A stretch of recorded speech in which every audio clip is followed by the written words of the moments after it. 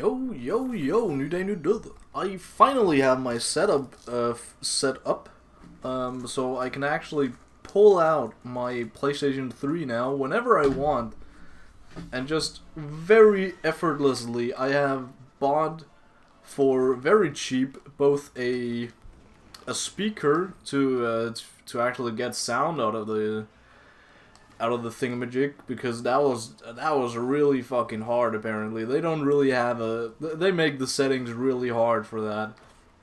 And then I also bought a very cheap HDMI splitter, so that I don't have to, each time I want to actually switch between PC and PlayStation, I now can just do that with the single press of a button. Technology has come so far. So now that I finally have the sound system up and running, I begun playing Red Dead 1, Red Dead Redemption, just the original, which is pretty good so far. It's a blast, and it is somehow nostalgic to when I played Red Dead 2. Of course, it's not the same experience, but it's it's a no-brainer here, right? But it's the closest experience to Red Dead 2 I have ever had, which is great, because Red Dead 2 is probably my favorite game ever, and I really want to replay it at some point. But that's not gonna be now. I thought about starting a new save just to speed run a couple missions. Wait a second, my headset is goofing up. Just to get a feel for the game again, get a feel for the vibes and stuff.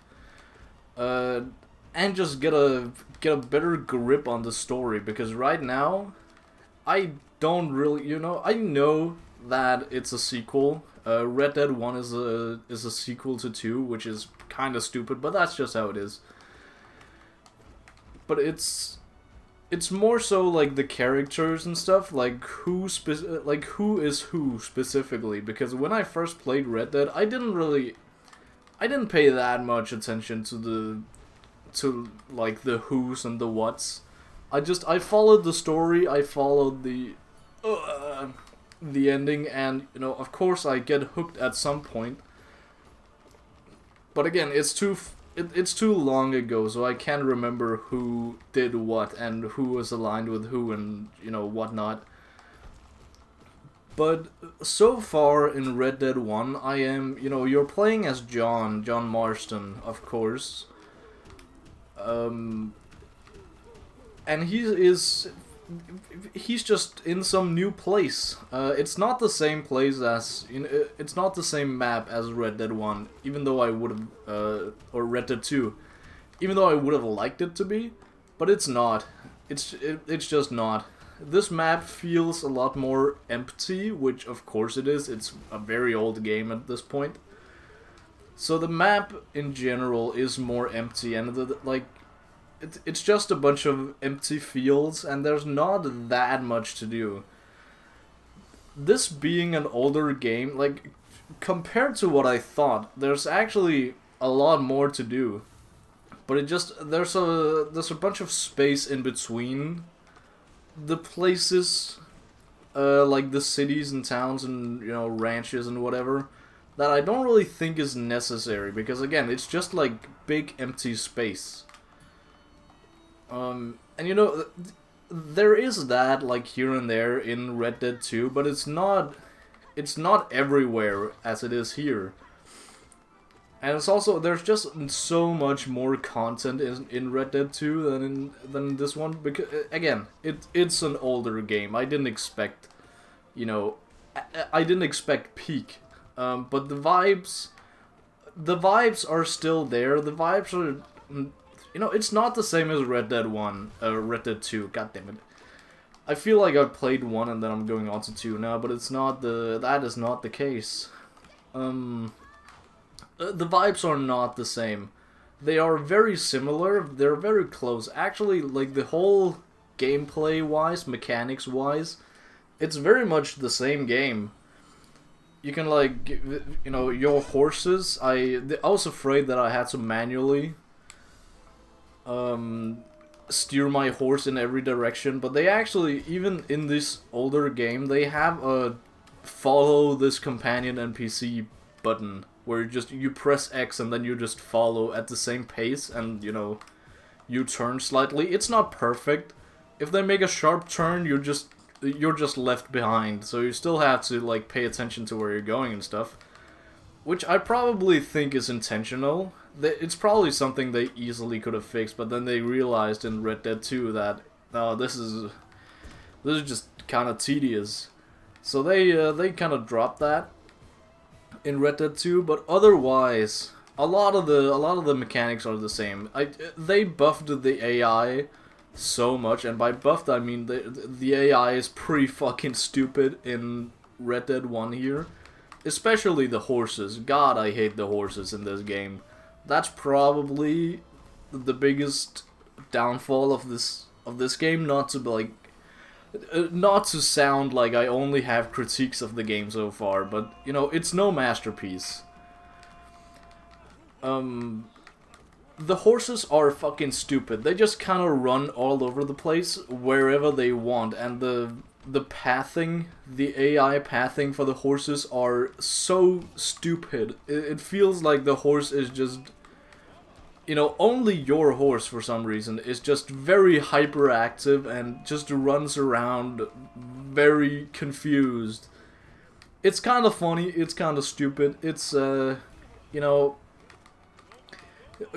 it's funny and stupid, but not in the good way. It was like that in the start, but then, you know, it was not a one-off thing. Now, I played like a solid, I don't know, I played for more time than for enough time that I can realize that, yeah, the horse AI is fucking stupid. They also, just, like, when you run, they apparently, like, I don't know, I get it, sure. They run faster on trails than off trails, which sure I get also from like a gameplay standpoint. Like you want the horses to, you want the players to go on trails and stuff. But you know, the pathing, the optimal pathing to a town when you have to take such a long roundabout, it is, you know, you would much rather just cut corners, which I guess is part of the game, is like, you know, just taking your time. Sure, that's like the whole vibe, because again, it is a direct sequel, not a direct sequel, but very closely time-wise a sequel to Red Dead 2. So it's still the same like cowboy Wild West type shtick, where, you know, the transition between modern civilization and, you know, cowboys and outlaws and whatever. It's kind of, it's very much like Red Dead 2 in this like transition area of time. I felt it much more in Red Dead 2. It might just be that this is more, you know, not focused on the societal kind of things. That's kind of just in the background here. Not that it's not focused on. Like, you know, John Marston is of course a fucking outlaw. He has been with the Vanderlyn gang for a very long time. But now, because he arrived with, I don't know, I haven't gotten that far into the story, but we start off by John Marston arriving to town with some, like, by boat. He arrives in town with two bowler-hatted fellas, and people spot that, and word goes around that he is a city boy, so, you know, he is not to be trusted with a horse and a saddle, and, you know, all of that sort of things. And that's just kind of, I've had to prove everyone wrong, basically only because of my inflated ego. I don't know. I think you have the option to just not do all that, and just, you know, of course you have the option to, like, for example, you race a girl that rescues you. you raise her in order to, you know, prove that you are actually a proper cowboy. You know how to handle a horse. So I absolutely obliterated her in that race, and you know, I don't know. It's weird because so far none of the stories has really, or plot points has really gone anywhere, which is kind of the problem, kind of the issue, right? But it's also kind of it's also the point. That was what in retrospect, that was what I liked so much about Red Dead 2. But I didn't realize that while I was playing the early game. I didn't realize how much I loved it. I only loved it in retrospect, and now you know, that's also why I want to replay it so much, just to experience that early game vibe. And you know, Red Dead is about the loss of that vibe, of the like outlaw lifestyle. But here again, because it's like it is a bit later in the timeline of things. Oh, been there. You know, civilization is much more common, so you don't really have the choice to just, you know, sure, you can just go around and, you know, be a bounty hunter, and otherwise just live out in the boonies, like from camp to camp. You can do that. You still have the option to like make camps and just sleep there. But it's more so the fact that there's not really anyone else to do it with. You're kind of alone in this world. You don't, you know, even though we see at the end of the game, at the end of Red Dead 2, that John Marston, he has a family, he has a kid, he has a wife, he has a whole thing going on. So what's the deal here with, you know, with him losing his family or something like that, getting lost from him? Like, I don't know. There's something there that is not unpacked yet, but I feel like I'm gonna get there at some point. The story is obviously far from over. I have no idea how long Red Dead 1 actually is. I don't know. No clue whatsoever. But another person that we have met so far that is somewhat important to Red Dead 2 is Bill. Another one of the Vanderlyn gang fellas. And this is where we're getting into the territory of I don't really know where this guy ranks in terms of like who was he with? Was he one of our guys, or was he one of Dutch's guys at the end of Red Dead 2? I cannot remember. I do not remember. But he feels so far. He feels like he is against Dutch, but that's obviously, I don't know. Dutch did a lot of goofy shit at the end of Red Dead 2, not to like spoil anything. Of course I could, but I'm probably also just gonna spoil wrong. So I'm not gonna put my hand in that cookie jar. So, Val. Fuck that. Yeah. Yay!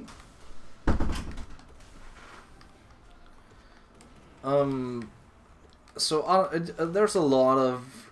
I'm assuming there's also gonna be other people that are like, you know, Vanderlyn gang members that are, you know, because again the Vanderlyn gang has dispersed at the end of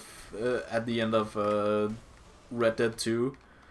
That's obviously why we're here. So we find out that Bill has started his own little band of rats and are just kind of terrorizing the local county, and that is not a good thing because it's, you know, this is kind of, we're already getting into a gray area again with the, you know, just the clash of ideals and, you know, lifestyle. Like how do I actually want to live? Because Bill is essentially the cowboy type who, he's the outlaw that doesn't want to actually go and join society, go and join civilization. which John Marston is probably going to be the exact opposite, because he is doing a lot of dealings stuff with the sheriff and the sheriff's office and whatever, the police basically, and that is basically what they are. Like, that's what they're good for, outlaws, because they're good with the guns, they're good with, like, violence and stuff. They're basically, if they can get their priorities straight, they are the perfect police force. But Bill does not fucking want that. So he is, god damn it, he is furious and mad, and he has built a little fort, or has, like, taken over a rundown fort. In order to protect himself and his little merry band of rats. So, in order to... I don't know. I've only met Bill once, technically twice. First time is like the very first thing you do in the game, is you go to Bill's little hideout and go and just try to talk to him that, yeah, maybe this whole outlaw thing isn't, you know, it might be a good idea for us, but we're being hunted down and killed, and we don't really get a choice in this matter. If we continue this lifestyle, people want us dead, so we're trying to convert our homie Bill into, you know, even though we weren't actually friends, we're still from the Vanderlyn gang, we're still both outlaws, we still... You know, at one point or another, we were brothers in arms, right? So we do have that sort of respect for each other. But it's, of course, getting more complicated when you throw Dutch into the mix, because I'm pretty sure Bill was with Dutch, like, to the very end. And, of course, when you know, the entire... Bill just kind of tells us to fuck off, right? That's his conclusion. Is that, no, we can do this ourselves, and there's probably gonna be some point in the future where I'm gonna have to take Bill's side, or like maybe I'm gonna have to choose or something. I don't really know. I'm hoping there is like choice-based mechanics in Red Dead 1. You know, there are some, but I've only encountered them in like side quests and like small little side missions. Like, oh, there's, you know, there is this serial kidnapper, who's going around and just kidnapping people, but actually, he is a con man. He is actually, maybe he's a... I don't know, I just realized I never actually finished that little side mission because I didn't know how. You'll go up into the mountains and there's some guy running away. There's some guy with a battered or broken knee who is saying like, oh no, he's getting away, get him. And then you, of course, as the good Samaritan you are, you go and shoot him down, or just catch him, as I did, and bring him back to said guy, and then said guy with the shattered kneecaps just begins eating him because he is a cannibal. So you have to, you know, the mission is basically done there. You can just walk away if you like, but you also do have the option to like go back and either, you know, you have two options. You can either go back and save the guy being eaten alive, or you can, you know, just fucking walk away. So there is some sort of option based things in this game, sure, but nothing that has affected the main story yet. To be fair, the main story is not really going anywhere. Again, that's kind of the point. At least that was the point of the of Red Dead 2. Again, the vibes are very different, because I feel like most of the magic of like the outlaw life and, you know, of the early game Red Dead 2 is kind of lost here. Again, because you don't really have anyone to share that life with. But that might just be an actual conscious choice by Rockstar, because they, you know, that's the point of society. You have lost that, but you don't really... it's not the same. You don't feel the same as in Red Dead 2, where you have this thing and then it's suddenly pulled away. That was what made all of Red Dead 2 hit so hard. Was that exact thing I lost? Did I lose all three to? God damn it! Womp womp. That was what made Red Dead 2 hit so hard. Was like, you have this perfect little life. You have this, you know. It might not be the best life, but it might not be a respectful life either. But it works for you. It works for your little basically family at this point. But society as a whole is just trying to shut you down and force this other lifestyle upon you. And that's like, that wouldn't hit as hard as this, that Red Dead 1 is doing right now. It's just, you are alone, you had something in the past, I guess. So I feel very glad that Red Dead 2 actually tackled that, but the issue right now is just, I'm not sure where Red Dead 1 is going.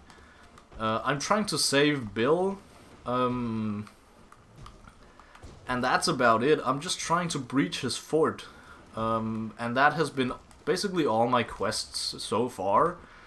I've made some connections with a guy who's selling medicine, and through him I know some gravedigger, and through the gravedigger I've found a map for him, and then the gravedigger has, I don't know, he does something. I think he might have some connections to the Bill gang, so he can get me inside the fort, or something, kind of like you know, a Trojan horse type deal, and John Mustard, is inside.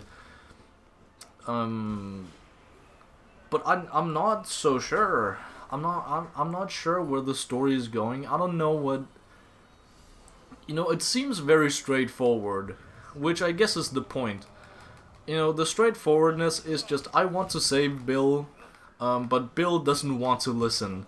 He doesn't think that he needs saving, and that's that has a lot of opportunities depending on, you know, all the factions involved. But I just don't feel like there are a lot of factions involved. There's the force of John Marston. There's the force of the Bill gang, and then the sheriff, the police, which I am also kind of a part of, so it's basically only two factions clashing right now. And I'm hoping, I don't know, I don't really know what I'm hoping. I'm hoping there's gonna be a lot more, like, interesting and actual rememberable characters. So far, there's not really. There is, you know, the medicine man, the gravedigger man, of course Bill, that's 3, and then at the very start of the game, you have Bonnie McFanery or something like that, who is essentially the one who saves you after you get shot down by Bill the first time. He kind of, you know, when Bill tells you to fuck off, he doesn't need saving. He shoots you. So you get saved by her. And that is the fourth memorable character. I don't know. She feels very much like a side character who's just there for, like, tutorials, mainly on how to control, like, horses and stuff. She was the one who you had the horse race against, and she also told you how to catch wild horses, which I've actually used a couple times because my horse is fucking retarded and just up and leaves me at some random points. I don't really know what's going on. But also shows you around, like shows you the first town, like the general store and whatnot, and shows you how to. She is the tutorial NPC, so there's not really a lot about her, as of yet at least. It's kind of said that she has some sort of backstory. Through, like, I don't know, just random dialogue. I like the fact that even in this game, this old of a game, they thought about the fact, something I really like about Red Dead 2, and apparently Red Dead 1 also, is that the dialogue, a lot of it is happening during, like, just rides somewhere. Like, you're riding, you're just riding to a random city, a random location, and you just talk in the meantime. And the talk is very much matched up, like the length of the yapping session is very much matched up to the length of the writing, of how long it takes. So I really like that, even though there are some something with it, like you take some breaks sometimes because maybe the ride is a bit too long. I assume there's some checkpoints or something like that, but it doesn't matter much. It's just cool that it's there because it feels so much more natural than, I think it's, for example, GTA, even in GTA 5, they kind of just cut off the dialogue whenever you arrive at a place. Because you have the opportunity to ride so fast in fucking sports cars and whatever. Of course it's gonna be harder in GTA 5 because it's, again, you have such different speeds you can go at, and it's kind of up to the player most of the time how fast you go. Whereas in Red Dead, it's very much like there is a set speed that is designed for. A lot of the time you also just follow a character, right? And then you just go their speed, so the game basically controls the speed, which is obviously ideal for these fucking dialogue thingies. And a lot of the dialogue is actually pretty cool. It's just, it just feels kind of natural, right? It's just a conversation between two strangers who've just met, which is, again, a lot of the people in Red Dead are just strangers. I just had, again, god damn it, this bad run. But I just had, again, to touch on like the lost magic that I wish was in Red Dead 1, but thank God it is in Red Dead 2, is I just stumbled across a random campfire where fellas was talking, sharing stories, and I spotted that, and people like invited me over to like, yo, stranger, come over and share a story, right? You don't really get any dialogue options. Your character doesn't really talk during that. He just kind of coughs randomly. And then there's like one person who shares a very non-interesting story for like 20 seconds and then silence for like another minute. I sat there waiting because I hoped that they would start yapping again. And I just came at an unlucky time. But no, that's not how that went. So, yeah, but overall, the vibes of Red Dead is still there. The vibes of a cowboy game is still there. I should say. I'm just hoping the story is actually interesting and goes in a great direction. But right now I don't see it. But I'm hoping it's gonna warm up to me. We'll see though. I gotta get back to yeehawing then. Yeah. Over and out. See you tomorrow.